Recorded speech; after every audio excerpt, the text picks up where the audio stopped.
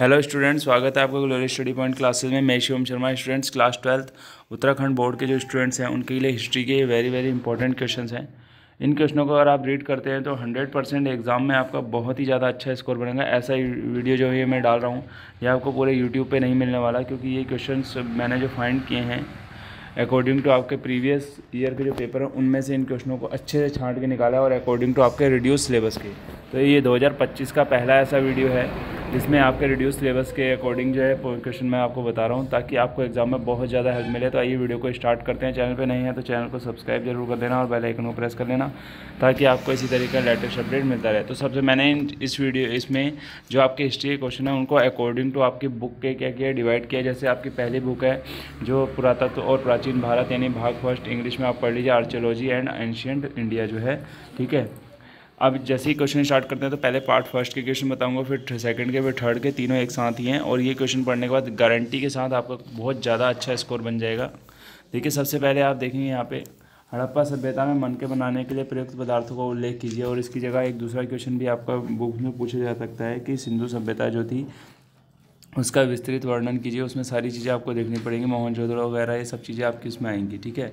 Next question है, मैं Hindi English दोनों में पढ़ रहा हूँ, वह देख लीजिएगा और समझा भी रहा हूँ आपको। मौर्य साम्राज्य के 4 प्रमुख राजनीतिक केंद्रों का नाम बताइए, यानी name the 4 major political centre of Mauryan empire.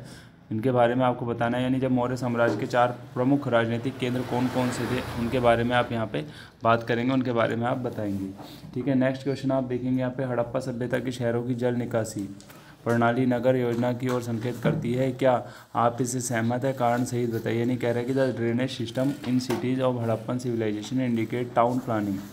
Are you agree with this?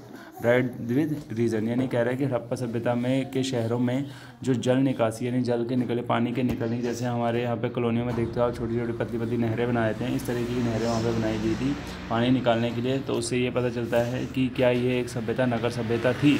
अगर ऐसा था तो अगर आप इस बात से सहमत हैं तो अपना रीज़न भी आप इसमें बताएंगे, ठीक है। सांची के स्तूप के स्वरूप का वर्णन कीजिए, यानी सांची का जो स्तूप है उसका स्ट्रक्चर कैसा है उसको आप डिस्क्राइब करके बताइए, ठीक है। बौद्ध धर्म और जैन धर्म की महत्वपूर्ण शिक्षाओं का विवरण कीजिए, यानी बौद्ध धर्म में जो शिक्षा दी जाती थी और जैन धर्म में जो शिक्षा दी जाती थी उनका आपको क्या करना है, विवरण देना है, यानी बताना है कि उस टाइम क्या क्या होता था और क्या क्या चीज़ें वहाँ सिखाई जाती थी। हड़प्पा तौल प्रणाली का उल्लेख कीजिए। मेंशन द हड़प्पन सिस्टम, यानी हड़प्पन सिस्टम ऑफ वेट, ठीक है। इसका आपको जो हड़प्पा के टाइम पे जो तौल प्रणाली अपनाई जाती होगी, यानी किसी चीज़ को नापने के लिए जो सिस्टम यूज़ किया जाता होगा उसके बारे में आप बताएंगे। मोहनजोदड़ो की विशेषताओं का वर्णन कीजिए, ठीक है। Describe some of the distinctive feature of Mohenjodaro, यानी मोहनजोदड़ो में कुछ ऐसी विशेषताएं होंगी जो अदर उसमें नहीं होंगी, तो इसके बारे में आपको बताना पड़ेगा, ठीक है। 6ठी शताब्दी ईस्वी पूर्व में महाजनपदों की विशेषताओं का वर्णन कीजिए, यानी जो 6th सेंचुरी के पहले जो हमारे महाजनपद होते थे उनके बारे में आपको आपको उनकी क्या बतानी है, स्पेशलाइजेशन बताना है, यानी फीचर्स बताने हैं कि उस टाइम क्या क्या होता था, ठीक है। आगे नेक्स्ट देखेंगे, भारतीयों के जीवन, संस्कृति और कार्यकलापों का कोई ऐसा पहलू नहीं है जो अभिलेखों में प्रतिबिंबित ना हो। अशोक के अभिलेखों के संदर्भ में इस कथन की व्याख्या कीजिए, यानी कहने का मतलब है जो भारतीयों का जीवन है, उनकी संस्कृति है या उनके काम करने के तरीके हैं, वो कोई एक ऐसा पहलू नहीं है जो अभिलेखों में ना लिखा गया, यानी ना दर्शाया गया हो, ऐसा अशोक कहते हैं। तो इस कथन को आपने क्या करना है, पूरा व्याख्यापूर्वक समझाना है। बहुपति प्रथा के उदाहरण के रूप में पांडवों से द्रौपदी के विवाह पर विचार कीजिए। क्या उस काल में बहुपति प्रथा विवाह का स्वप्रचलित रूप थी? ऐसा कहा जाता है कि बहुपति का मतलब है कि एक ही पत्नी के कई सारे पति होने वाली जो प्रथा थी उसके बारे में जो पांडवों ने जो इस क्या कहते हैं रूप में पांडवों से द्रौपदी के विवाह के बारे में जो विचार किया, क्योंकि द्रौपदी के कितने 5 पति थे, ठीक है।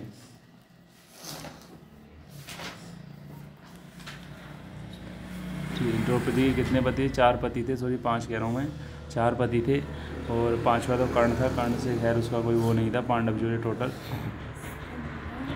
ठीक है। वैष्णववाद और शैववाद के उदय से जुड़ी वास्तुकला और मूर्तिकला के विकास की चर्चा कीजिए, यानी वैष्णववाद जो हुआ होगा और शैववाद के उदय से जुड़ी वास्तुकला और मूर्ति काल के विकास की चर्चा कीजिए, ठीक है। इससे हम आपको बताना होगा कि वैष्णववाद और शैविज्म वाले जो थे उनके बारे में। अब देखिए, फर्स्ट पार्ट से आपके इतने इंपॉर्टेंट क्वेश्चन है, ठीक है। और सेकंड वाले से देखें, मध्यकालीन भारत में सगुण और निर्गुण भक्ति परंपरा से आपको क्या आशय मिलता है, यानी सगुणा और निर्गुणा भक्ति प्रथा से आपको क्या आशय। खालसा पंथ के प्रतीकों का उल्लेख कीजिए। वेरी वेरी इंपॉर्टेंट क्वेश्चन है। इब्न बतूता ने भारतीय शहरों के संबंध में क्या लिखा है, इसको आप बताएंगे।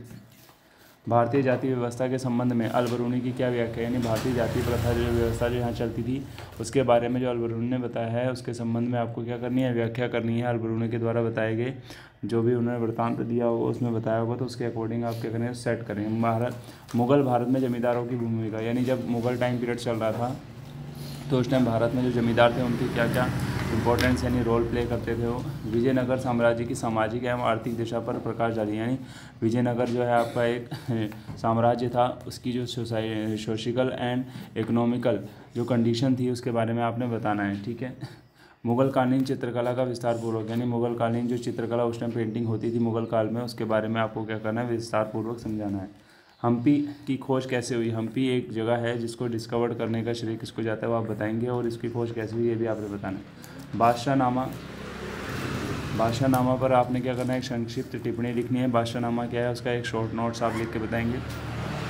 वर्नियर के वृत्तांत में निरंतर मुगल भारत और समकालीन यूरोप की तुलना की गई है। आपके विचार में वर्नियर ने ऐसा क्या करना क्यों उचित समझा। ठीक है। दास प्रथा के संबंध में इब्न बतूता द्वारा दिए गए साक्ष्यों का विश्लेषण कीजिए। भारतीय उपमहाद्वीपों की मस्जिदों का स्थापत्य सार्वभौमिक आदर्शों और स्थानीय परंपराओं का सम्मिश्रण प्रदर्शित करता है, स्पष्ट कीजिए। आपको बताना है इन सब चीज़ों के बारे में।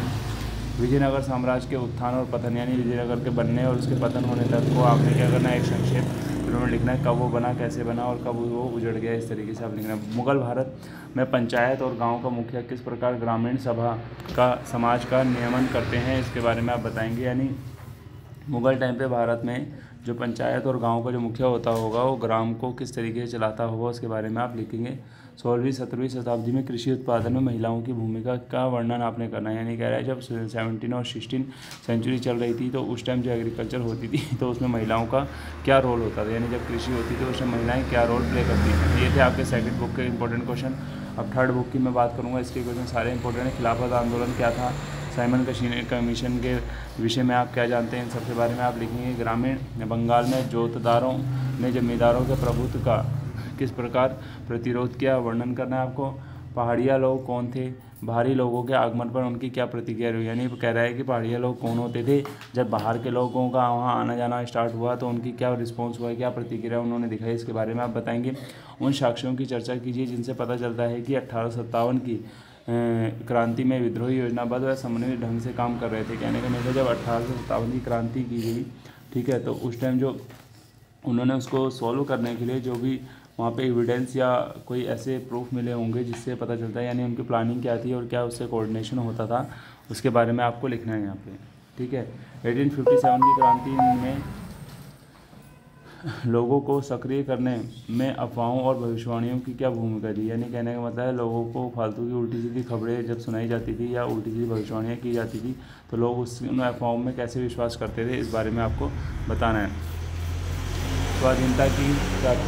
स्वाधीनता की प्राप्ति में भारत छोड़ो आंदोलन का महत्व का मूल्यांकन कीजिए। यानी भारत छोड़ो आंदोलन ने स्वाधीनता की इंडिपेंडेंस या स्वतंत्रता की प्राप्ति के लिए क्या किया, स्वाधीनता की प्राप्ति के लिए क्या, यानी इंडिपेंडेंस के लिए क्विट इंडिया मूवमेंट ने क्या मेन रोल प्ले किया वो आप बता देंगे यहाँ पे। संविधान सभा में दमित समूहों की सुरक्षा के पक्ष में दिए गए विभिन्न तर्कों के आपके बारे में बताना। जो संविधान सभा है उनके जो अलग अलग ग्रुप्स बनाए गए होंगे, ठीक है, उनके फेवर में जो असेंबलीज रखी गई थी कॉन्स्टिट्यूशन असेंबली, उसके बारे में आप क्या कहना चाहेंगे, इसको बताएंगे। भारतीय संविधान गहन वाद विवाद और परिचर्चाओं की प्रक्रिया से गुजरते हुए निर्मित हुआ है। यानी कह रहा है भारतीय संविधान जब बना है तो उसमें काफ़ी ज़्यादा इनको डिफ़िकल्टीज सामने आई हैं, तो उसके बारे में आप क्या कहना चाहते हैं, एक्सप्लेन करके बताइए। इस्तेमारी बंदोबस्त से क्या अभिप्राय है, इसको आपने बताना है। ठीक है। फ्रांसिस बुकानन ने राजमहल पहाड़ियों का कैसा वर्णन किया, ठीक है, यह बताएंगे। रैयत समुदाय के ऋणदाता, वेरी वेरी इंपॉर्टेंट क्वेश्चन है ये। रैयत समुदाय के ऋणदाताओं के प्रति नाराजगी का क्या कारण था, ये आपको बताना होगा। अंग्रेजों ने 1857 के विद्रोह को कुचलने के लिए क्या क्या कदम उठाए। फिर 1857 के आंदोलन, यहाँ आंदोलन होगा। आंदोलन के राजनीतिक और आर्थिक कारणों की आपने क्या करनी है, विवेचना करनी है। Very very important question number. Satyagraha के विषय में आप क्या जानते हैं, इसके बारे में पूरा विस्तारपूर्वक वर्णन करेंगे। महात्मा गांधी ने राष्ट्रीय आंदोलन के स्वरूप को किस प्रकार बढ़ डाला था, इसके बारे में आपने डिस्कशन करना है। संविधान सभा ने भाषा के दियाद को हल करने के लिए क्या क्या रास्ता अपनाया। ठीक है, वह कौन सी ऐतिहासिक ताकतें थी जिन्होंने संविधान का स्वरूप तय किया, यानी कौन सी ऐसी हिस्टोरिकल फोर्स हुई होंगी जिन्होंने क्या करा, कॉन्स्टिट्यूशन को क्या किया, एक शेप दिया, यानी एक रूप दिया। सांप्रदायिकता से आप क्या समझते हैं, सांप्रदायिकता के असर को कम करने के लिए सुझाव दीजिए। और ये आपका इस वीडियो का जो है लास्ट क्वेश्चन है, ये कौन सी ऐतिहासिक ताकतें जिन्होंने संविधान का स्वरूप तय किया था, यानी कॉन्स्टिट्यूशन बनाने में इनका इंपॉर्टेंट रोल रहा होगा। तो आज के इस वीडियो में मैंने आपको जो आपके 3 पार्ट्स हैं हिस्ट्री के, उनमें से जितने इंपॉर्टेंट क्वेश्चन हैं उनको मैंने बता दिया। अभी इसमें और भी जो भी मुझे अच्छे क्वेश्चन लगे, इंपॉर्टेंट क्वेश्चन लगे, उसका ही वीडियो मैं आपको दूंगा। तो मिलते हैं नेक्स्ट वीडियो के साथ, नेक्स्ट अपडेट के साथ। Thank you.